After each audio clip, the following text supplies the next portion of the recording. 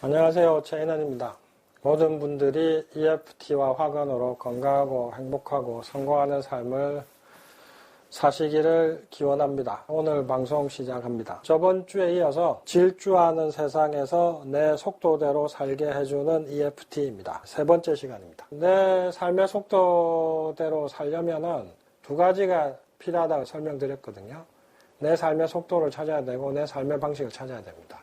오늘은 내 삶의 방식을 찾는 것에 대해서 설명드리도록 하겠습니다. 왜 사람들이 자기 삶의 속도대로 못 사냐 하면은 도태된 두려움 때문에 계속 속도 경쟁을 하는 것도 있고 각자 자신에 맞는 삶의 방식을 찾아야 되는데 그걸 잘 못 찾아요. 계속 남들이 하는 대로 하려고 해요. 남들 다 집 산다고 같이 집 사고 다들 학원 보내면 또 애들 학원 보내고 서로 비슷비슷한 방식으로 계속 살다 보니까 더 경쟁이 치열해지고 그러다 보니까 더 힘들어지고 남들 다 하니까 하긴 하는데 내가 왜 해야 되는지도 모르겠고 이런 식이거든요. 왜 이런 현상이 벌어질까? 제가 쭉 탐구를 해보니까 많은 사람들이 자신의 무의식에 두려움이 있습니다. 무리에서 벗어나는 두려움인데 그걸 구체적으로 설명하면 이런 겁니다. 많은 사람들이 혼자 살기보다는 같이 죽는 게 오히려 덜 두렵습니다. 예를 들면 무리 전체가 이쪽으로 간단 말이죠. 근데 이게 죽는 거예요. 이쪽 가면 다 죽어요. 그러면 나는 여기서 벗어나면 사는데 문제는 같이 죽는 것보다 나 혼자 벗어나서 사는 게 더 두려워요. 왜냐하면 죽는 것보다 더 무서운 게 무리에서 벗어나는 거거든요. 인간의 가장 큰 두려움 중에 하나는 무리에서 벗어나는 거.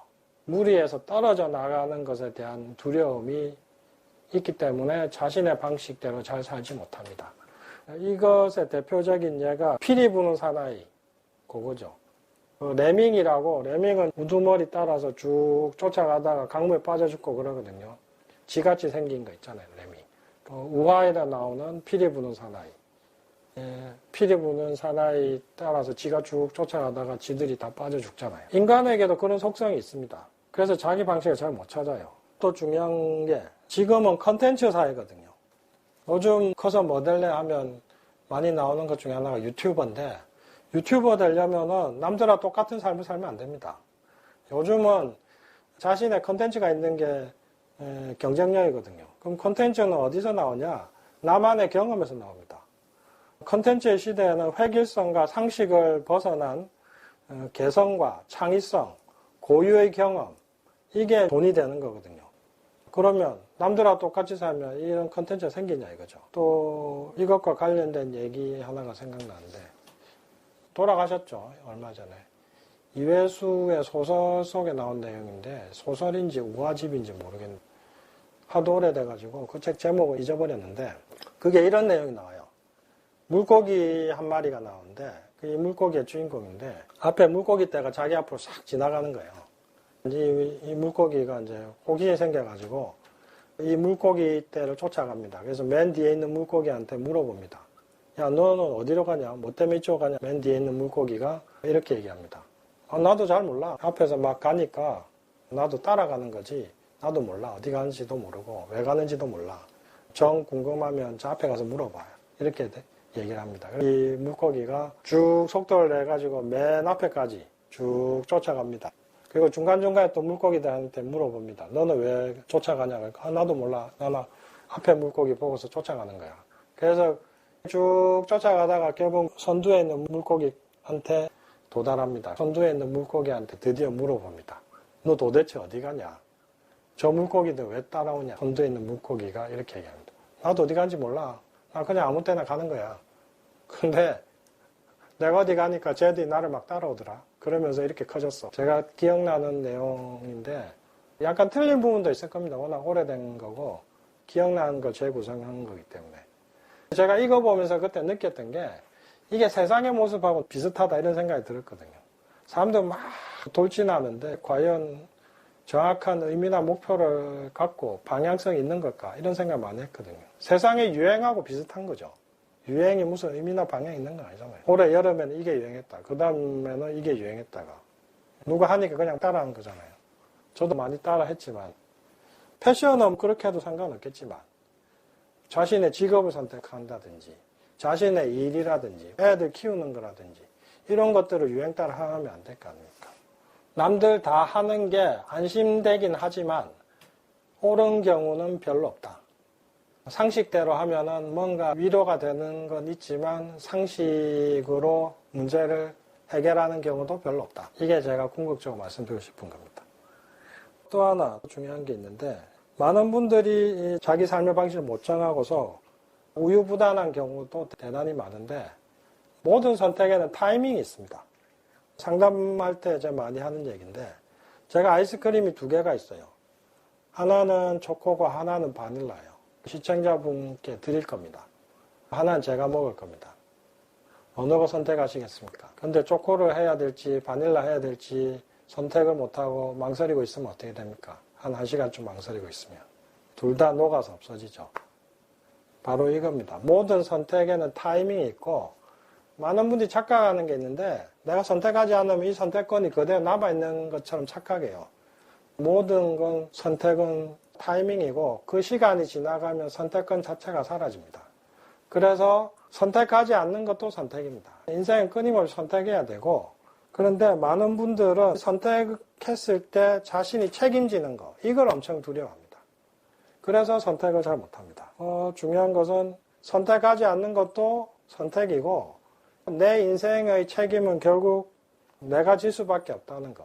이걸 얘기해 드리고 싶고, 또 말씀드리고 싶은 거는, 사람들 얼굴이 다 다르잖아요. 쌍둥이 빼고는. 사람의 얼굴이 다 다르듯이 모든 사람에게 맞는 삶의 방식도 다 다릅니다. 김연아 선수가 수영을 잘할 수가 없고 박태환 선수가 피겨를 잘할 수는 없겠죠. 운동선수들에게 각자가 잘하는 종목이 있듯이 각자 개인에게도 자신에게 맞는 삶의 방식이 있습니다. 옷하고 같습니다. 각자의 몸매에 맞는 옷이 있듯이 모든 사람에게 맞는 옷은 없습니다. 옷은 사이즈가 다 다른데 왜 삶의 방식은 남들 하는 대로 그냥 따라가냐 이거죠. 내 삶의 방식을 찾는 데 있어서 제일 중요한 게 뭐냐? 자신의 마음에서 기쁨을 느끼게 하는 것을 따라가는 게 제일 정확합니다. 이것과 관련된 중요한 얘기를 하나 준비해 왔는데, 조세 캠벨이라고 신화의 힘이라는 책이 유명한데 거기에 나오는 얘기입니다. The Power of Myth. 원제가 그건데, 이게 신화학자인 조세 캠벨하고 빌 모이어스하고 대담한 내용을 책으로 엮은 거거든요. 빌 모이어스가 조세 캠벨에게 묻습니다. 당신은 뭔가 보이지 않는 손이 당신을 도와준다. 이런 느낌을 받아보셨나요? 빌 모이어스가 왜 이런 얘기를 했냐면은, 조세 캠벨의 인생 자체가 자신에게 맞는 일을 하면서 기존의 상식을 벗어난 삶을 살아온 과정이었거든요. 조세 캠벨이 원래 영문학 전공인데 석사 마치고 프랑스에인가 갔어요. 거기서 신화학에 빠졌거든요. 몇 년간 유럽에서 유학하다가 돌아왔어요. 돌아와서 박사 논문은 신화를 주제로 하겠다 이렇게 했는데, 네가 전공이 영문학인데 무슨 신화를 주제로 하냐. 기존 학계에서 교수들이 인정을 안 해줬죠. 보통 사람 같으면 위에서 지도 교수들이 시킨 대로 주제를 변경했을 거 아닙니까? 조세 캠벨, 난 그렇게 못한다. 재미도 못 느끼는 거 억지로 하고 싶진 않다. 이렇게 해서 박사를 포기합니다. 조세 캠벨이 돌아왔던 시기가 1930년대 대공황 시기였거든요. 박사도 안 하고 취직도 아무 데도 안 되고 몇 년 동안 실업자 백수 신세로 지냈죠. 그동안 이 사람 놀고 먹은 게 아니라 신화에 대한 이 연구를 몇 년 동안 꾸준히 더 합니다. 대공황 시기 어느 정도 지나고 이력서를 써서 여러 대학에 보냈는데 그 이력서가 드디어 채택이 됐죠. 사라 로렌스라는 대학에서 교수가 돼가지고 거기서 평생 근무하다가 퇴직했는데, 조세 캠벨의 인생 자체가 세상의 상식과 다른 자신이 정말 원하는 것을 추구한 삶을 살았거든요. 그 삶을 살아온 걸 알기 때문에 빌 모이어스가 그렇게 질문한 겁니다. 상식에 어긋나는 삶, 제도권에서 벗어난 삶을 살았는데 그 삶을 사는 동안 혹시 당신이 그렇게 살 수 있도록 누가 도와준다, 이 우주가 도와준다, 이런 느낌 같은 거 받은 적 있느냐 이렇게 물은 거죠. 조세 캠벨이 대답합니다. 늘 항상 기적 같은 일이 일어났다. 나는 심지어 그런 일 자주 겪다 보니까 눈에 보이지 않는 손이 항상 나를 도와준다는 그런 미신 같은 느낌까지도 생겼다. 그러면서 또 중요한 얘기를 하는데, Follow your bliss and don't be afraid and doors will open where you didn't know they were going to be. 기쁨을 따라가라. 두려워하지 마라. 그러면 문이 열릴 것이다. 문이 있을 거라고 생각하지도 못했던 곳에서. Follow your bliss라는 명언을 여기서 얘기하고 엄청난 명언이 돼가지고 미국 젊은이들의 마음을 막 흔들죠. 오늘은 여기까지 하고요. 이것과 관련된 즉석 EFT는 다음 시간에 하도록 하겠습니다.